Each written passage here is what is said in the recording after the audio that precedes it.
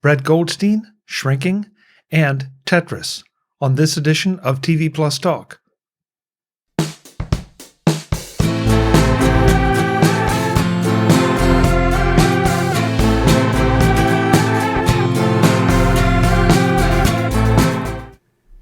Welcome to TV+Talk. I'm Chuck Joyner. She is... I'm Charlotte Henry. We've made it to episode 2, Chuck. We have, Charlotte. I love it. I love it. Folks, of course, you know me from MacVoices. You know Charlotte from The Edition. But this is TV+Talk, where we discuss Apple and their media presences, especially through their very own channel, Apple TV+. Charlotte, I know you're usually the one to set our agendas here, so I'll let you take it in a minute. But I have a little surprise for you. I got to spend some time with a friend of yours. You warned me about this before. I don't know what you're going to reveal. I'm slightly nervous. So I just sent Charlotte a picture in our Slack channel. Oh, hello. It'll take her a second to get it. Oh my goodness. This is, so people who can't say, I don't know if we'll cut it into the video, but this is just Chuck Joyner casually hanging out with Brett Goldstein.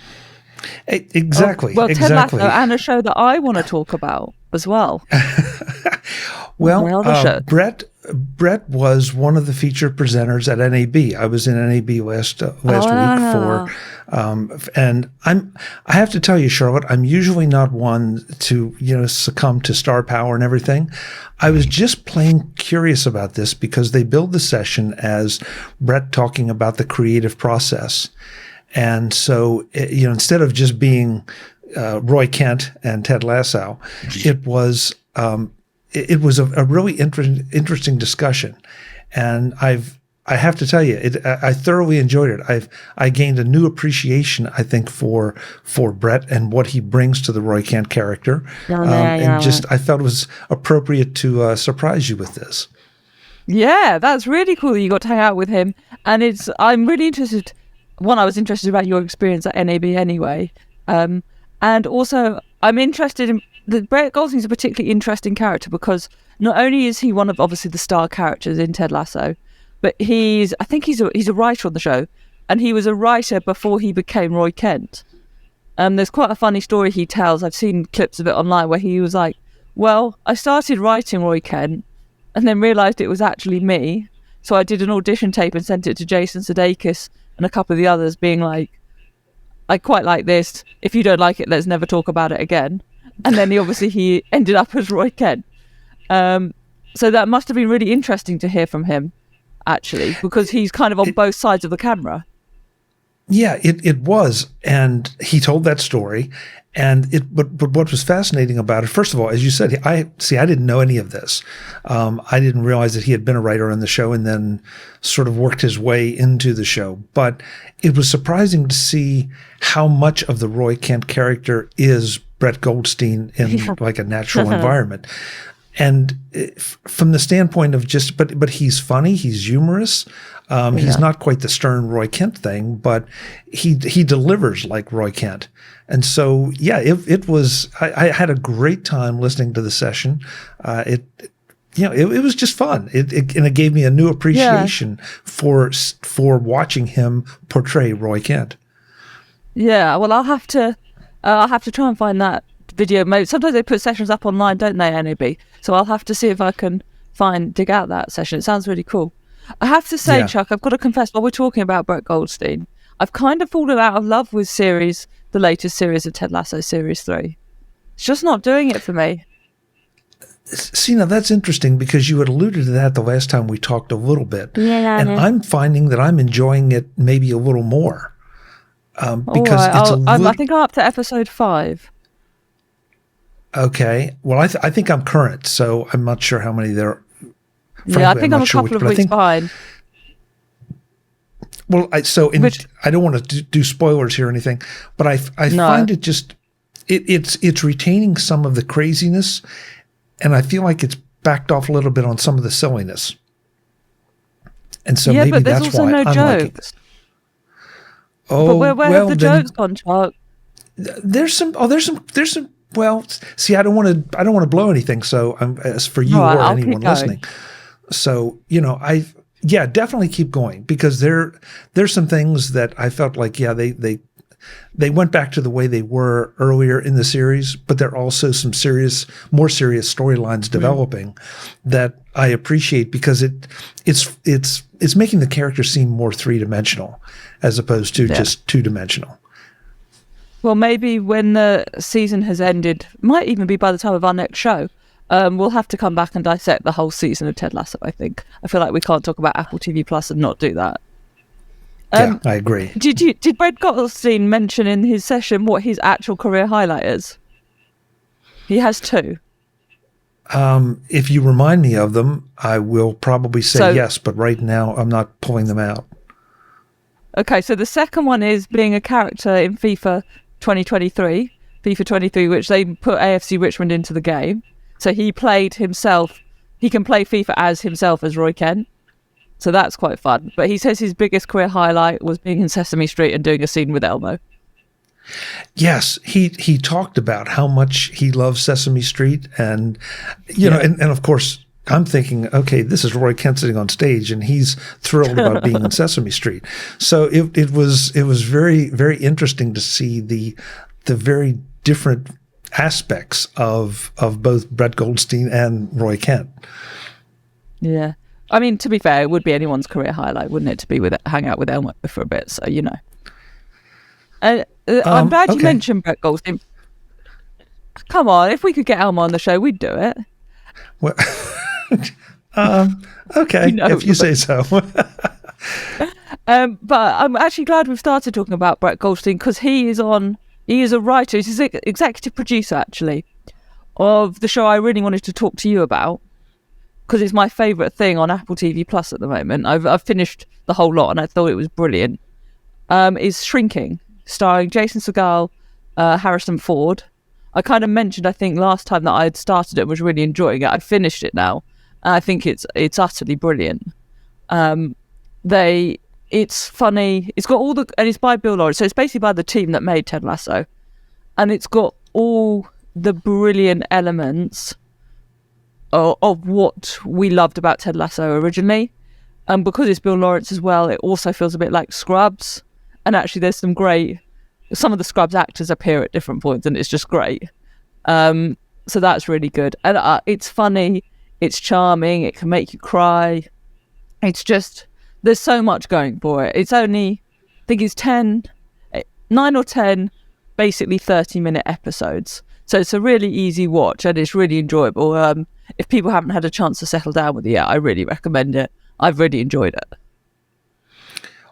I have to tell you that I was sort of dreading this discussion because I've not watched Shrinking, had no interest in Shrinking, didn't appeal to me at all. And again, I mentioned earlier, and I think I said it the last show, I'm not one that chases celebrities and say, oh, I really like Harrison Ford, so therefore I'll watch everything Harrison Ford is in. But just to say, Harrison Ford is utterly brilliant. Well, of course, that almost goes without saying, but it's almost like saying, okay, well, an actor you really like is in a rom-com. I'm never going to watch a rom-com. Sorry, just not going to do it. But Brett talked about being a writer on Shrinking and the fact that Shrinking came about as sort of a combination of two different proposed shows. One which was very, very light and humorous. The other, which I believe he was the one that proposed it, was very, very dark and deep. And they mashed the two together. And it's like, okay, now I'm having a little bit of appeal because that sounds like something that, again, is not frivolous or just silly. But if it has some dark elements to it, I'm not sure what this is about my personality, but that's another show. And then they showed some clips, and it's like I was immediately hooked. I have not had a chance to start to watch it, but I feel like just based on his discussion of it, it made me want to watch it. Yeah. It's really interesting that he says about mixing the light and the dark, because that first of all, that's exactly what it does. It's about tragedy, but also it's hilariously funny. And unlike some of the dark elements in Ted Lasso recently, I think have taken over. Whereas in this, it's always a theme, like going into it, you're dealing with tragedy, but it never loses the humour. The characters are brilliant, and it never loses the humour. And it really, when I was watching it, and I guess this is because I knew it was from Bill Lawrence, it really reminded me of the best of Scrubs, where you can laugh hysterically and cry in the same episode. And I think it really does that really, really well. And the performances are really good. Like the 2 stars, Jason Segel and Harrison Ford, are utterly brilliant.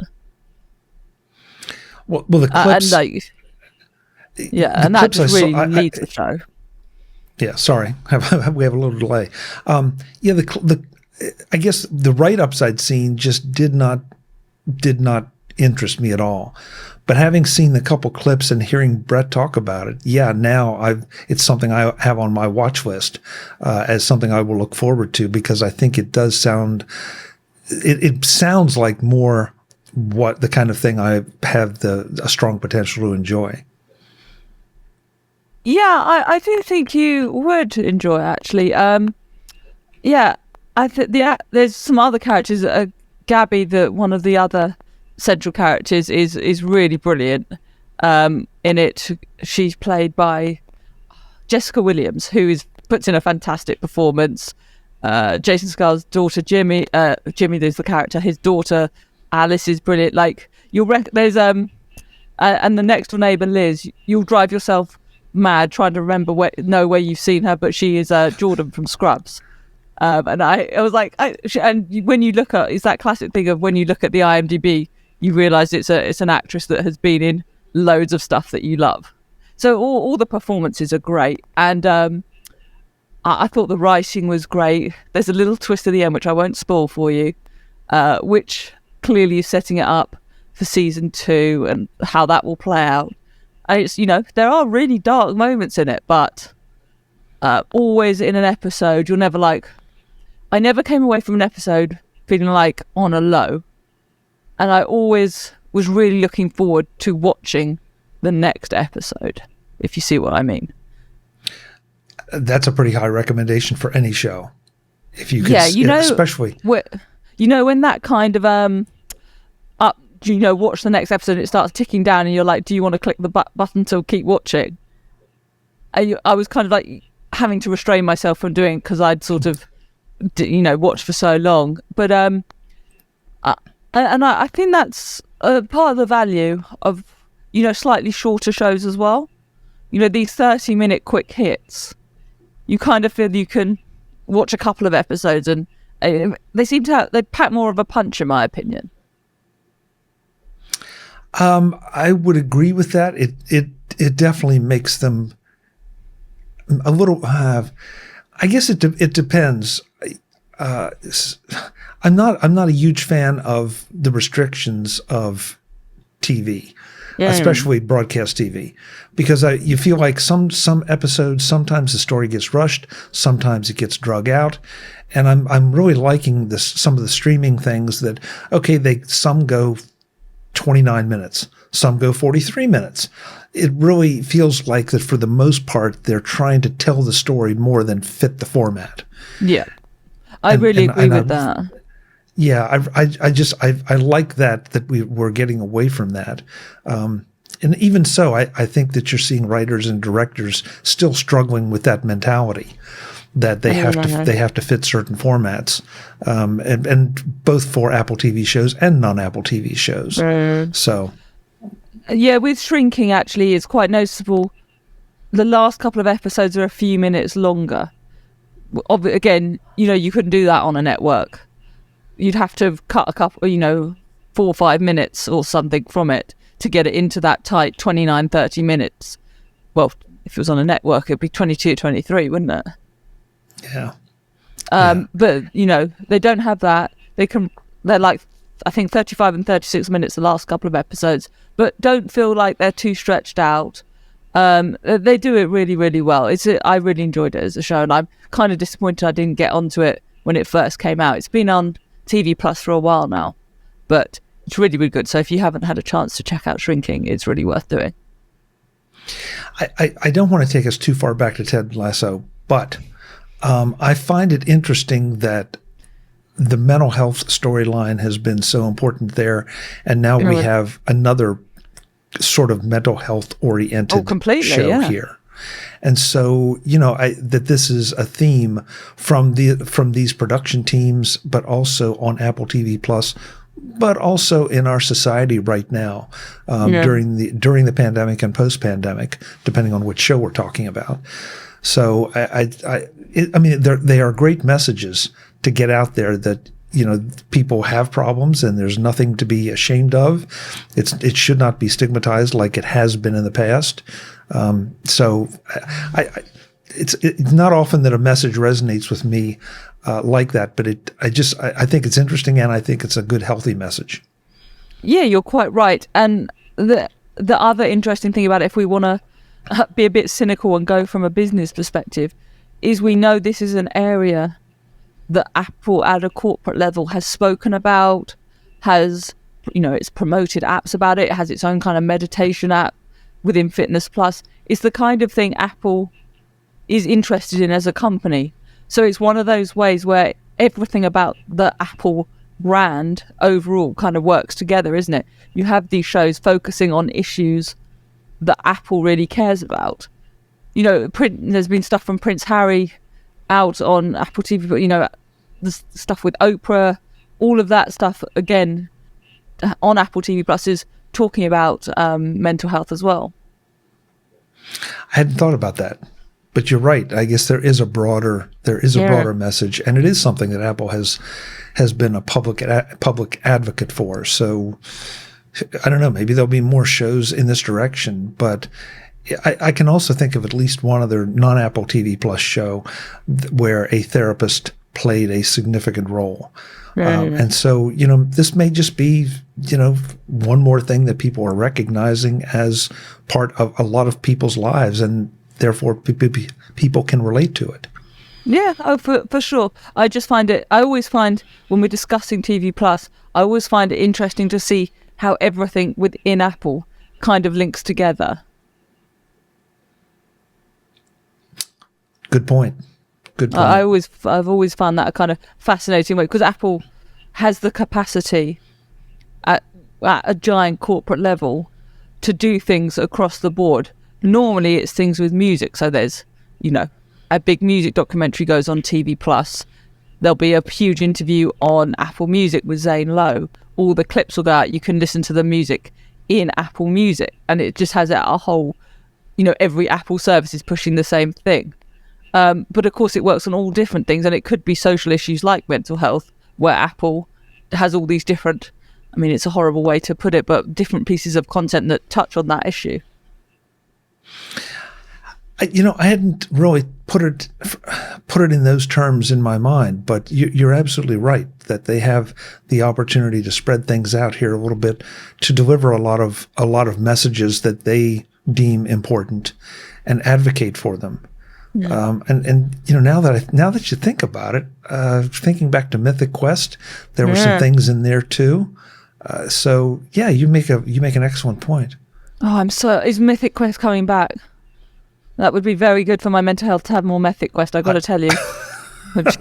I certainly hope so. And we know there's a spin-off anyway, as we mentioned in the last show. Well, it's a slightly different theme, but we've got a movie to discuss as well, haven't we? Because we both watched this. We have. We both watched Tetris. I'll kick off because I absolutely loved it. I thought it was brilliant.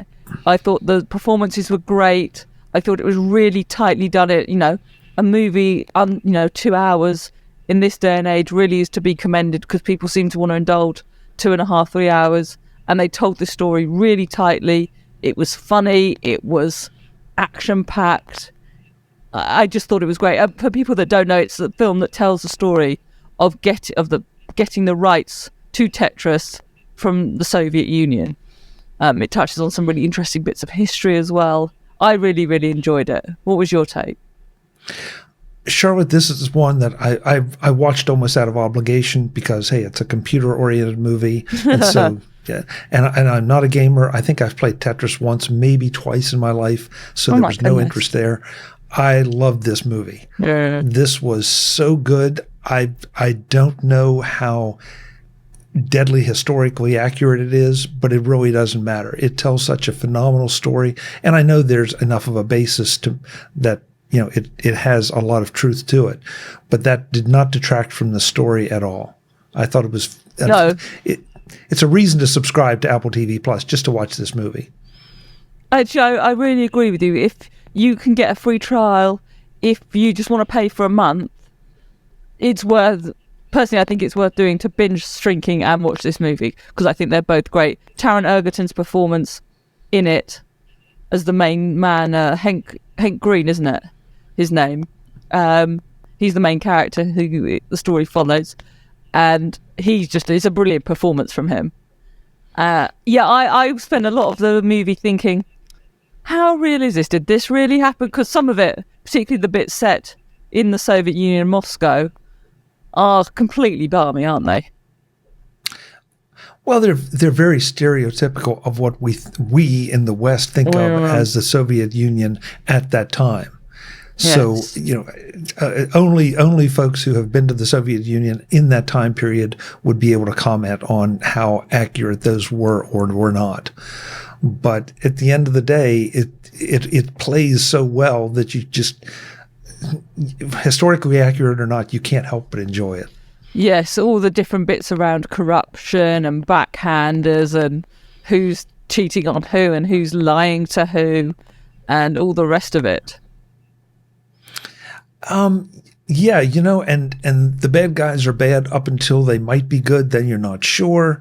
And yeah, and the tenacity with which he pursued the license. And I think we're both trying not to give too many spoilers here. I don't think we've really given anything away, and so we'll do our best not to. Yeah, although it is based on a true story. And I was particularly fascinated by the depictions of Kevin and Robert Maxwell, the British media tycoons, so Robert Maxwell, he emerged once he had died, that he had stolen £440 million from the Mirror Group pension fund that he owned. And we see him doing all sorts of slightly seedy things during the movie. His son, Kevin, is involved in this story and also was kind of dragged into legal problems after the suspicious death of his father. It was all quite messy, but it was quite interesting to see them. And obviously, I appreciate any film with a slightly evil Brit in it, because that's what we have to do. So yeah, I found that kind of the way they dealt with that issue. I had no idea of the story of Tetris at all. I didn't know it'd come from the Soviet Union. I didn't know the involvement of the Maxwells. I didn't know any of it. So it was kind of fascinating, because those bits are, at least I assume, factually accurate. I'm sure the various conversations and whatever else, there's some artistic license with it. But so, well, again, then the part I found the most interesting was that it seemed like one person claimed to have the rights, and then they sold the rights, but they never had the rights in the first place to sell, and so it became this puzzle. It became this puzzle of who actually owns what rights, and who do you sign up and pay to get those rights to distribute the game. Yeah. So and I think that almost had to be historically accurate because of the way that the business between East and West was done at that time. Yeah, and it does at the end explain of the key characters. It does explain the kind of end for all of them, and the reality of how the Tetris company came about, etc., etc., etc. So there was obviously quite a lot of truth in it, but yeah, you have to assume some artistic license. But I really, really enjoyed it. And this is not a spoiler, but I particularly like these kind of movies when at the end of the movie they show you photos of the actual people, and give a little synopsis of kind of how they ended up. What the rest of the story was, it really wouldn't have fit in the film. It would have just dragged the film out. But you're left with, wonder whatever happened to, did the Maxwells get away with this or not? And, did the developer live happily ever after? And did the marketing guy live happily ever after? And, so just top to bottom, this is just so well done. Yeah, I'm glad you did. I thought, when I was watching it, I thought you would enjoy it, but I'm glad you did. I sort of assumed I would enjoy it, but I probably enjoyed it more than I thought I would. And again, as I said at the outset, I watched it out of a sense of obligation, just because I knew I knew we'd be talking about it here because of Apple TV+, but just in general, I knew it would be part of the tech conversation. And it was absolutely not a chore at all. I will go back and enjoy rewatching it sometime in the future. Now that I kind of know what the end of the story is, you'll pick up things along the way. Yeah, I think that's right. Yeah. I also, just to go back to my earlier point, I quite like that Apple was not indulgent with how long this film is. Because, I mean, you and I have slightly laughed about this off air, I think, but how movies just seem to be getting longer and longer and longer. And in some ways, streaming allows for that, right? Because you can make it a 3-hour movie and you can watch it in a couple of chunks and it doesn't really matter. But this was really a kind of... It was so fast-paced, you just ploughed through it, and it was, and the tightness of it in that time frame really, really worked, and it kept the energy levels up throughout the whole film, because everything depicted is happening relatively quickly, and it did have that sense of urgency, the film. The fast-paced comment is interesting to me, because I don't recall once ever looking at the time and saying, oh, gee, right, how much longer do I have? And that to me is that's a good movie. That's a good TV show, that right, it pulls me in and I'm not thinking. And I mean, this goes to a whole different discussion, Charlotte, that we can have another time on another show. But it seems like our world more and more, even right now with the AI and the ChatGPT stuff, is, okay, I'm going to take this too long, don't read piece, and I'm going to condense it down so I can read it in 4 sentences and move on. And I'm a little concerned about, that we're losing some of the depth of content. But then again, as you said, it swings the other way with some filmmakers where they're making 2.5 and 3 hour movies. And I'm finding it harder to watch those or even sit down and start to watch those, because I'm about to make a 2.5, 3 hour commitment in time, even if it is in 2 or 3 chunks. Yeah. Well, brace yourself, because I've read, I think, Killers of the Flower Moon, if it ever finally comes to Apple TV+, the Leonardo DiCaprio and everyone movie that we've heard about for about 4 years, apparently that is 3.5 hours long, 3 hours 26 or something. Wow. But if that's what is needed to tell the story accurately and properly, I mean, I have been in lengthy movies like that, and they had the same effect. The pace was good, and the story was being told, and there was no filler, and so the time just disappeared. Yeah, I guess so. I'm always slightly cynical that you need quite so long to tell a movie, but we'll see when that comes out. We'll have to discuss if we can face it, because that's quite a commitment, isn't it? 3 hours 26 of Leonardo DiCaprio. 3 hours of 26 of anybody, yeah. Hey, yeah. We're doing 4 hours of this show. Didn't anyone tell you? Well, in how many episodes? We're just going to stay here for a nice afternoon. It's going to be great. Oh, okay. Well, I'll call out for a sandwich. Yeah. Get that Deliveroo order in. Get that.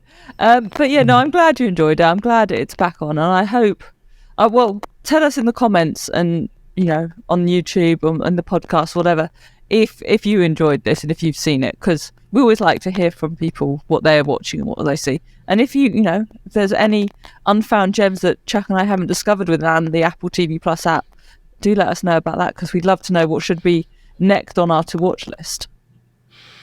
Definitely, because I know I'm not one to just say, and I think we talked about this in the first the episode. I don't feel like just because it's on Apple TV Plus I need to watch it. There are folks out there, there are Apple enthusiasts that do feel that way. And so I would love to know what you're watching and what you're enjoying and maybe what you can steer me to, especially if you find out what I like, what Charlotte likes on Apple TV Plus, that may inform your recommendations. Well, there's the big action movie that's just come out, isn't there, on Apple TV Plus, Ghosted, which I kind of am intrigued to watch, maybe. I'm not sure it's really my thing, but it might be quite fun. Yeah, it's one that I'll take a shot at, no question about it. Yeah, it stars Chris Evans and Ana de Armas.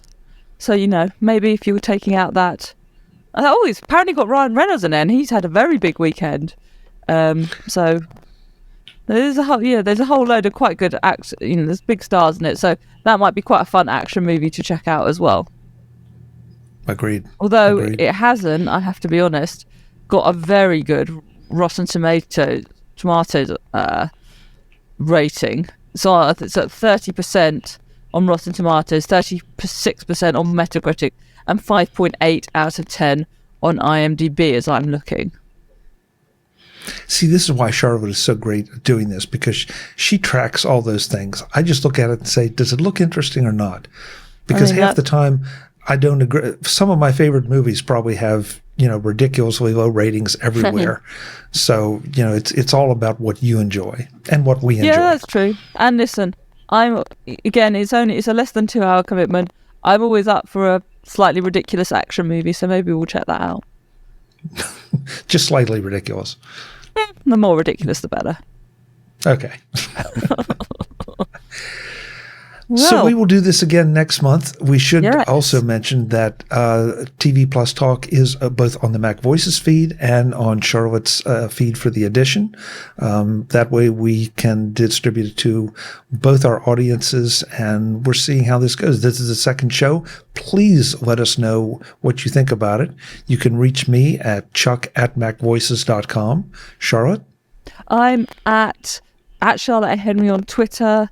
So you can get in touch there, get in touch on LinkedIn, get in touch on all of those places, and you can subscribe at theedition.substack.com. This also goes out on both our YouTube channels as well, so hit the subscribe button on both of those. So you'll just find us anywhere you are, we probably are too. You can't escape us. But until next month, Chuck, we've got lots to be watching, I think. That sounds good, Charlotte. Thanks so much. We'll see you then. Folks, we'll see you then. Visit MacVoices.com for show notes and to connect with Chuck on social media. Get involved in our Facebook group or like our Facebook page, and get more out of your Apple tech with MacVoices Magazine, free on Flipboard and on the web.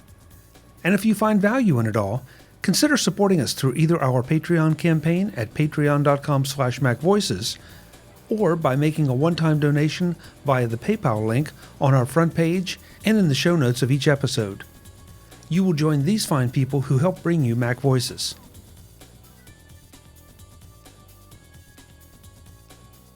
Advertising handled by Backbeat Media at backbeatmedia.com. Bandwidth provided by CashFly at cashfly.com.